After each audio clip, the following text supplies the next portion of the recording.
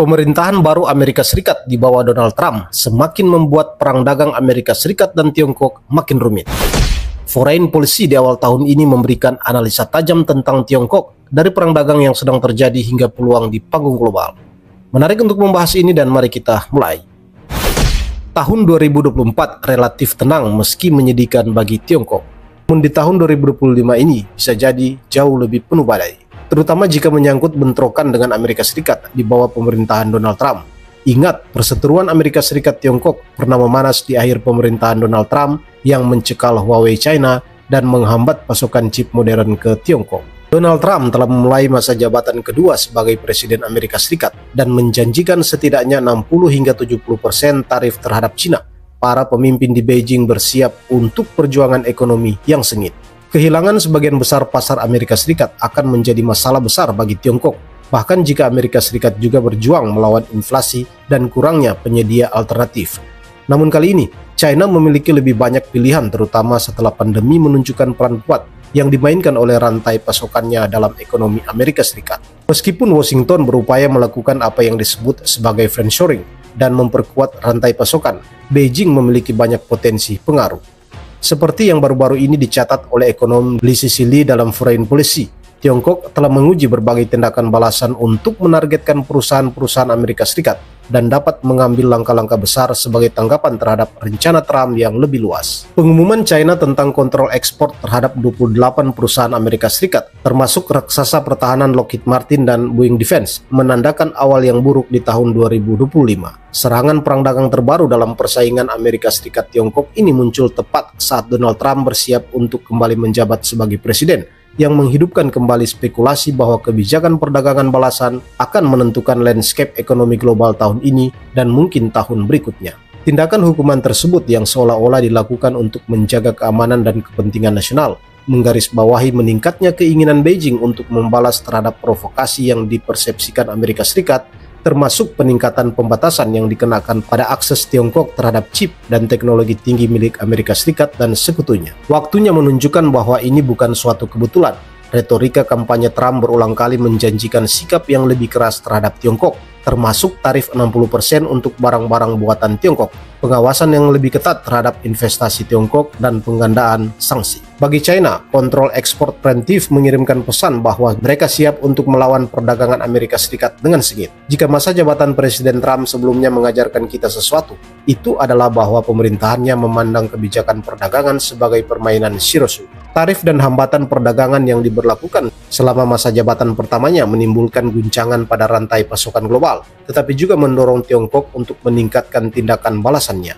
Pada tahun 2019, kedua negara terlibat dalam perang dagang yang membuat industri terpuruk dan investor menjadi tidak yakin. Maju ke tahun 2025, dinamika telah bergeser tetapi tidak mereda. Ekonomi global sudah bergulat dengan tekanan inflasi, ketidakamanan energi, dan momok perang. Meningkatnya kembali ketegangan perdagangan antara dua negara ekonomi terbesar di dunia dapat memperburuk tantangan ini, menyeret negara lain ke dalam keributan sebagai kerusakan tambahan. Menambah landscape yang kompleks ini, investor Amerika Serikat dalam dana modal Ventura Tiongkok kini berlomba-lomba untuk mematuhi aturan baru yang ketat yang melarang investasi di perusahaan yang mengembangkan kecerdasan buatan dan teknologi canggih lainnya yang digunakan oleh Tentara Pembebasan Rakyat Tiongkok. Langkah-langkah yang diperkenalkan oleh pemerintahan Biden efektif sejak 2 Januari, mengenakan sanksi perdata dan pidana pada entitas Amerika yang berinvestasi di perusahaan China yang terlibat dalam semikonduktor, komputasi kuantum, atau sistem AI dengan aplikasi militer. Peraturan ini memberikan beban uji tuntas yang berat bagi investor. Lembaga yang memiliki uang yang terikat dalam dana investasi Tiongkok harus mendapatkan jaminan kontraktual yang mengikat bahwa modal mereka tidak akan mengalir ke perusahaan yang melanggar peraturan. Tekanan ganda berupa kepatuhan dan ketegangan geopolitik semakin memperumit interaksi keuangan Amerika Serikat-Tiongkok yang menggarisbawahi meningkatnya ketidakpercayaan antara kedua negara adidaya tersebut. Yang membuat putaran pertikaian ekonomi ini sangat memprihatinkan adalah potensinya untuk lepas kendali. Pemerintahan Trump yang baru kemungkinan besar tidak akan melihat kontrol ekspor terbaru Beijing sebagai sekedar basa-basi. Sebagai tanggapan, Beijing dapat menggandakan tindakan hukuman dengan menargetkan perusahaan-perusahaan Tiongkok secara lebih agresif atau memperketat pembatasan lebih lanjut terhadap ekspor teknologi. Beijing pada gilirannya dapat meningkatkan tindakannya yang lebih jauh dengan menargetkan bisnis-bisnis Amerika Serikat yang beroperasi di Tiongkok atau memberlakukan pembatasan keuangan baru. Spiral pembalasan semacam itu berisiko menjadi berkelanjutan. Kedua negara bersaing tidak hanya untuk dominasi ekonomi, tetapi juga untuk keunggulan ideologis, membingkai konflik tersebut sebagai pertempuran antara demokrasi dan otoritarianisme, setidaknya di bawah Biden hal itu kurang jelas di bawah Trump. Retorika berisiko tinggi seperti itu tidak memberikan banyak ruang untuk kompromi, dan bisnis yang terjebak dalam baku tembak bisa menghadapi konsekuensi yang menghancurkan. Dampaknya tidak akan berhenti di Amerika Serikat dan China. Saat dua ekonomi paling berpengaruh di dunia ini saling bentrok, negara-negara lain akan dipaksa untuk menavigasi lingkungan perdagangan yang semakin terfragmentasi.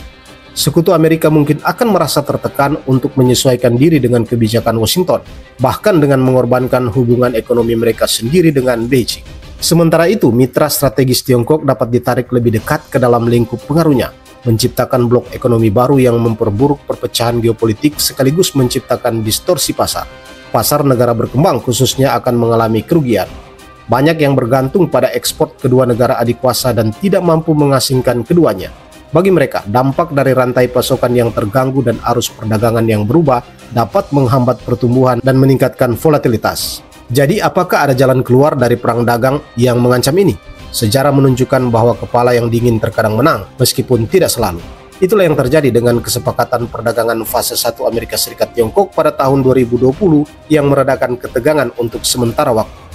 Namun kesepakatan semacam itu seringkali hanya mengatasi gejala, bukan akar permasalahannya. Tanpa perubahan mendasar dalam cara Amerika Serikat dan China memandang ambisi ekonomi dan strategis masing-masing, gencatan senjata apapun kemungkinan besar hanya akan bertahan sebentar.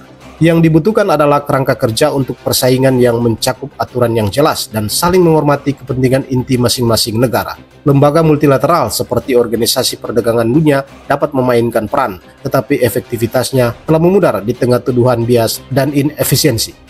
Keterlibatan sektor swasta dapat menjadi jalan lain, karena bisnis memiliki kepentingan dalam hubungan perdagangan yang stabil dan dapat mendorong kebijakan pragmatis di kedua belah pihak. Bagi bisnis, investor, dan pembuat kebijakan, kuncinya adalah kemampuan beradaptasi. Tahun depan akan menguji ketahanan sistem ekonomi global. Apakah sistem ini akan menjadi lebih kuat atau lebih terfragmentasi akan bergantung pada bagaimana Amerika Serikat dan China mengelola persaingan mereka. Untuk saat ini, tanda-tandanya mengarah ke eskalasi yang lebih besar, dengan larangan ekspor China dan tarif yang diantisipasi Trump yang menjadi latar bagi tahun 2025 yang penuh gejolak.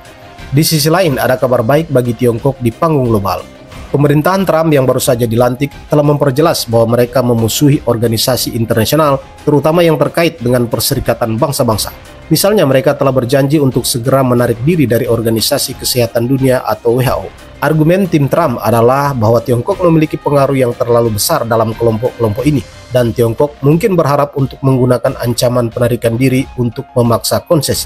Namun semakin Washington secara sukarela menarik diri dari badan-badan global, semakin besar peluang bagi Beijing. Ukuran Tiongkok yang sangat besar membuatnya sulit untuk mengkritiknya di forum multilateral. Strateginya dalam organisasi internasional bersifat hati-hati dan sabar, dan para diplomat Beijing dibantu oleh kemiripan kelembagaan antara birokrasi global dan tata kelola Tiongkok. Tetapi Tiongkok juga semakin mampu menjual dirinya sebagai kekuatan untuk stabilitas dan keberlanjutan dibandingkan dengan Amerika Serikat yang kacau. Posisi yang membantunya mengasosiasikan kesepakatan terkini pada konferensi perubahan iklim PBB tahun ini yang dikenal dengan COP29.